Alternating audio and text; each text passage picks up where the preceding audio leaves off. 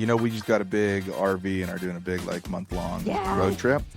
This weekend, my task is like build a little mini office inside my RV. I'm gonna screw this mic arm into the table. Yes. I'm gonna You have to have it. Build it out. Like your whole entire income comes from that. But also, if you don't have workspace, I've noticed you have it slide. Yeah. You have to have an office. Otherwise, I just get lazy. Yeah. If I'm like sitting at my kitchen table, I don't work nearly as much. Yeah. But yeah. Hey, are you ready for what are we today's talking topic, about today? though? Oh, we're gonna do another historical breakdown. I freaking love these. We haven't done one in a long time. Can I guess what it's about? Yes. Okay. Because I had a thought coming out of the shower the other day. It's not weird. Don't worry. Shower thoughts are the best, though. You get I had good a ideas thought there. about Q-tips. Because Q-tips Oh, I'm writing that down. say That that would've you're been a not good- supposed to clean your ears with them. Yes. That's like their official stance. Yeah. And I'm like, That's well, then all why do people they do. exist? And I Why do know they- there's a story behind it. I want you, because I don't prep for the show, I want you to go do the research, figure out what happened with Q-tips. 100%. Oh, okay. And then I'd be super interested to know, like, what are they doing marketing wise these days? Are they doing anything or are they just For in Q-tips? CVS?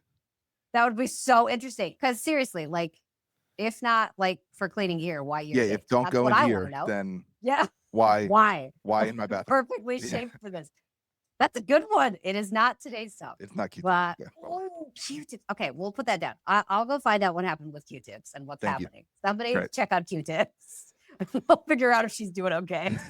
This one though, I truly think that I found one of the oldest examples of influencer marketing. Oh, okay. And this one is making me want to buy pickles.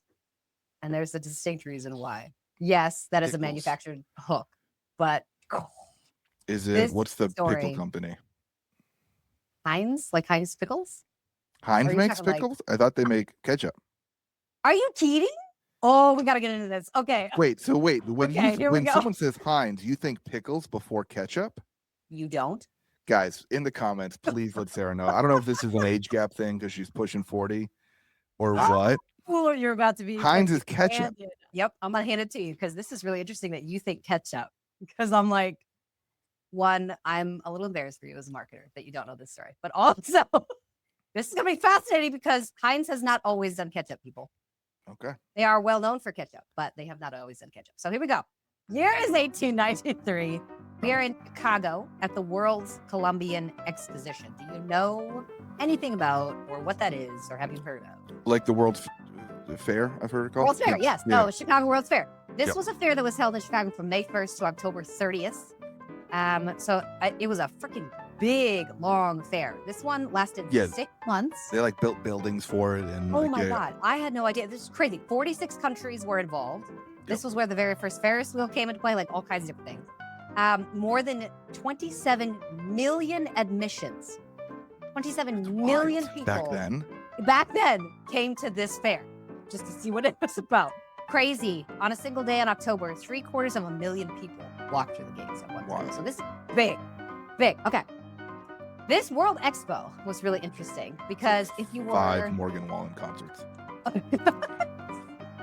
That's how I measure crowds of people, by the way. I was gonna say, does Morgan Wallen like command that kind of audience? That's crazy. So, if you were a company in 1893, a booth here was the single best distribution opportunity on Earth. You couldn't get better than the World's Fair. Our guy, this one little random dude, was a pickle and condiment maker out of Pittsburgh named Henry Heinz. Henry Heinz, of course. Henry that was named. Heinz. That's such a 1893 name. It's such a pickle manufacturer name. I freaking love it. I'm like, I Yeah. wish I knew this guy. This poor guy, poor little Henry Heinz out of Pittsburgh, selling his pickle and condiments, got the worst booth at the entire fair. He was on the second floor, upper gallery of the agricultural. And this is before escalators existed, I'm assuming. Oh my God, can you imagine? He's also in the worst smelling building on the property. He's in the ag building. Like, have you ever been to like a county fair and there's an ag building and it's just cow? Yeah, it's just Okay. cow shit and hay and it's allergies. so bad. So the stuff that everybody wanted, like the stuff that people were actually seeking out was the foreign food exhibit, right? So that was all the way downstairs on the ground floor. People were wandering in, just looked around, basically like jetted over to the foreign food exhibit and then left. Almost nobody was climbing the stairs. Heinz paid for a spot at the biggest event in the world and basically got stuck in the attic, which I was like, okay. So if you can't move as a marketer, what are you supposed to do, right? I find this so relatable because I'm like, we can't move. I can't get off of Meta, right? Like, I can't not be on TikTok. I can't not be on Instagram. We're stuck in these particular platforms. We can't do anything. So here's what he did. Obviously, in 2026, the answer would be spend more, but this guy did not. He didn't want to buy a better spot. He actually did something like opposite of what most marketers think of. He printed thousands of these little teeny tiny cards, hired a bunch of local kids to scatter them on the ground. Literally just printed a bunch of cards. He handed them out to poor child laborers. It's just that go dust these all over the ground. Don't hand them to people. Just put them on the ground. So they were on the ground floor, the midway, everywhere. Every single card promised a free souvenir if you came up to the Heinz booth to claim it.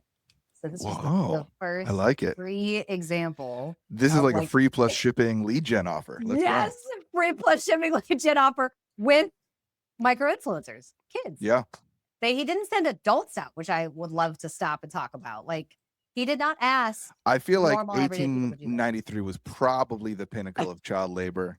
The golden age of child labor, some would say. This is not legal anymore. Don't do this. No, but I do think it's important that like his chosen placement, if we can call that an ad placement, was unique and cheaper than other placements. Like, this is how I kind of felt about like sponsoring YouTube creators 8 years ago. It's like, all right, this is like a relatively immature placement. These creators don't know what they're worth yet. The views are great. It's cheap for us to get, and like it's going to be impactful because not many brands are doing it. That's what he did. Yep. Yeah. He 100% just like took something that was super simple and just was like, how do I get people up here? I have to make it incentivized, right? You can't just like assume that people are going to do whatever you want to do. So he gave them an incentive to come up there. Do you want to see what it was that he was giving away? Because would love to. It's so bad. This is what it was. It was a tiny pickle pin. It was a pickle pin. I love this story so really much. And as you should buy that, by the way. That's only $40. I'm gonna buy it. I'm gonna freaking buy it because I need this in my life. That's a cool little piece of marketing history. The interesting thing was it's early plastic resin. It was not metal. It was basically the same stuff they used for dental filings and wire insulation. It was like rubber. It probably felt like futuristic at the time.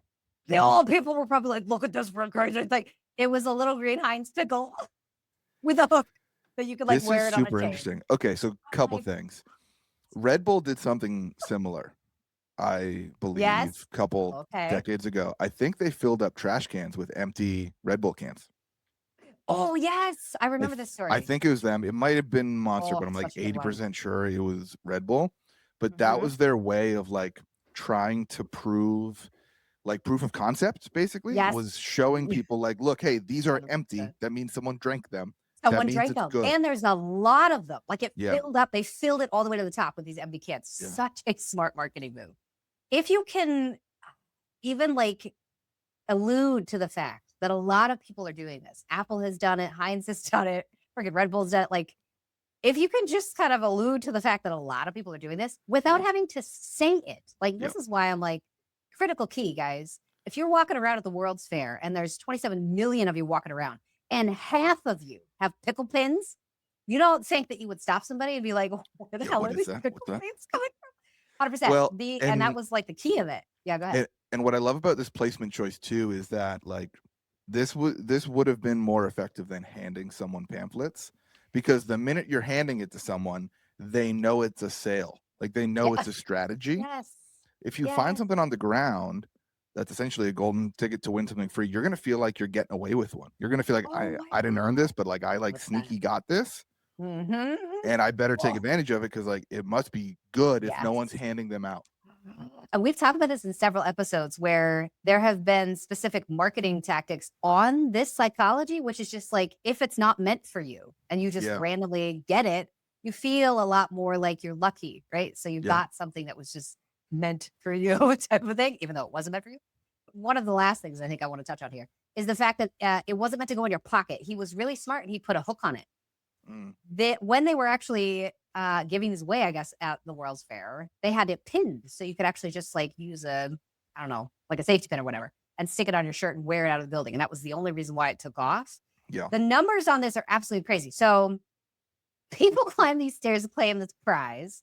So many of them were going up to get this rubber pickle that the police had to be called in to manage the crowds that were trying to get this pickle.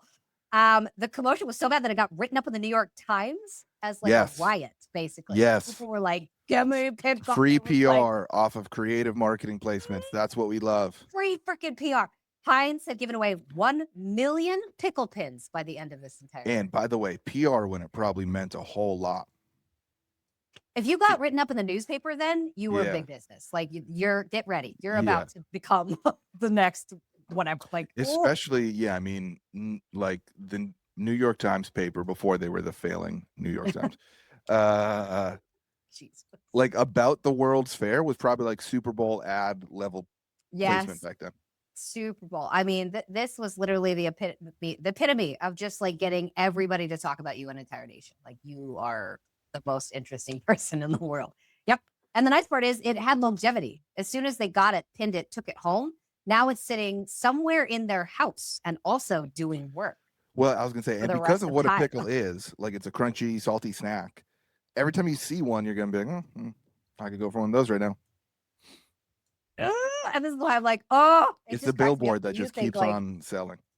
Heinz equals ketchup. Now we need to do another episode on how all of a sudden Heinz went from selling pickles to selling ketchup. Yeah, I do want to come back to that. But first, free consulting time for me.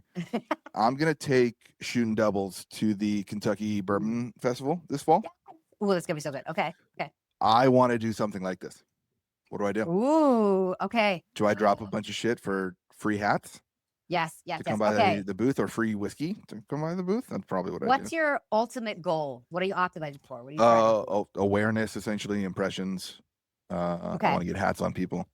Okay, so you're going long term. It's not like you want to sell out your booth that day. Okay. No. Whatever it is. I mean, that'd be cool, but like, See, well, and that's where we kind of need to like go back into the story, because Heinz didn't expect that people were going to come buy pickles. Right. That was not the point. The point was I want people to know that I exist forever, not just at this point. So I'm down to like give away like 500 hats, to be honest. I don't know that I would give away hats. Okay. It needs to be something small, lightweight, and odd. We've done another episode on this. I hope I can find all these episodes that I'm referencing. Do you remember that episode that we did on the fact that like sometimes odd or weird things that you couple with the brand makes you seem more cool, right? I remember. And it should be dumb stuff. It should be like chicken shoes or like weird I think we came up with like fortune cookies for a brand and like, fortune cookies. Go get your fortune cookies. This is a fantastic way to get people to come as like figure out your fortune, right? Like what's in it for you type of thing. Come get a fortune cookie, because it's not supposed to be very valuable. It's supposed to be interesting and fun and small. So go get those like whiskey themed fortune cookies. I like that. And everyone is just like, I see 7 shots of whiskey in your future. Fortune cookies are cheap to produce. I can't imagine they're going to be very expensive for you to buy. And if they're all whiskey themed, people will come just because it's gamified. That's the reason why they came over here, is because it was gamified. It was like, I have a ticket. I give it to you. You give me something in return. I like it. Now all I need is an army of kids to do my work for me, and we'll be in business. I mean, if you got an army of kids, that also helps. By the way, he definitely just used kids because they were cheap. Because he probably didn't pay them. I'm assuming it's just like kids go out there and do it. So the last little bit of this that I want to talk about is something that I've been mulling over for a very long time, which is the fact that I think marketers think marketing is fishing when it is not. Marketing is hunting. Marketing is not fishing, it is hunting. And that by the way, I love you coming up with South Carolina redneck. I mean, I did it for you. I was like, Nate. Explain that to me, because that's super interesting. Because I don't know if I'd agree with that right off the bat. Oh, I think we focus way too much on passive, bait-focused injections of cash. Okay. In marketing. What this man did is not passive at all. He specifically used bait, yes. However, his goal was to get people to come to him, not go to them and wait till they bite. This is the reason why I'm like, The fishing versus hunting thing. Yeah. I'm like, you're still using the same bait. I was gonna say, because we're allowed to use bait to hunt in South Carolina, so we plant a bunch of grass and throw apples and corn out there, and then we sit in the tree and wait. Now, depending on what state you're in, somebody's gonna come at me and be like, "Well, you can't do that." You're not allowed to bait in our state. Yeah, your state hates freedom. You get what I'm saying, though. Hunting is not passive. You're doing something. When you fish, you stick a thing on the hook, you throw it out there, you hope to God for the best. Some days you get something, most days. Yeah, you're going at the fish, hunting, you're waiting for the deer to come to you. I don't think we generate enough reasons for anyone to come near us. I think we actually actively do the opposite. Yeah, that's a bar. Every piece of marketing we put out is like very hardcore coded as like, hey, we're coming after you. Like we are the chasers, and we shouldn't be. We should be the hunters. Because and this works everywhere in dating, with your kids, with your spouse. Right. Like nobody wants to just like be constantly harassed to come do something for me. Yeah, I mean, at its core, it's the difference between like selling and marketing. Oh, thank you. Like fishing is selling. Years. Fishing is like, hey, fish, look, we're here. Here's this lure. Check it out. Yeah. Marketing is like, damn, isn't this nice clearing in the forest full of apples and corn? Come on, dear. Yeah, right. Then you do it, though. Like if you want to come and hang out in our little field, you can. And the deer's like, abso-freaking-lutely. We are not doing the things that we should be doing. We are optimizing constantly for a very passive, like, oh no, I can't do anything about it. It's meta. No, you're just boring. I heard a great analogy the other day. I was like, if we pretended all e-com stores were like strip mall locations, all of us are just focused on hiring the best sign twirler to stand out on the street. Instead of just building like a sick store. Instead of just building something where people come in and enjoy themselves and spend their money, we're like, what if we added an 11th sign twirler to stand up front? And it's like, that's probably not the best business strategy. Back to back on the same exact street that all of our competitors. It's like, oh, this guy can do cartwheels. Let's get him. He's a better sign twirler. It's like, all right, just build a dope store. An analogy. I'm dying. All this to be said, people. I mean, and we'll probably do more episodes on how you're supposed to do that. I'm not trying to give you the whole how in this particular episode. All I'm trying to say is like, yeah, we got to keep you guys coming back.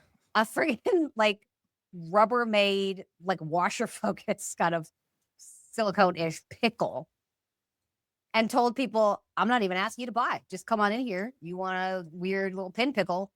I got it. And they were like, yes, pin pickle. Humans are real simple, guys. Okay. They don't need a whole lot of motivation to do things. You're stunting your own creativity by optimizing for a passive sales focused ecosystem. And I'm kind of done. Bang. Let's end it there, but let's do another episode on how you think Heinz is pickles and I think it's ketchup, because I think you are in the vast minority.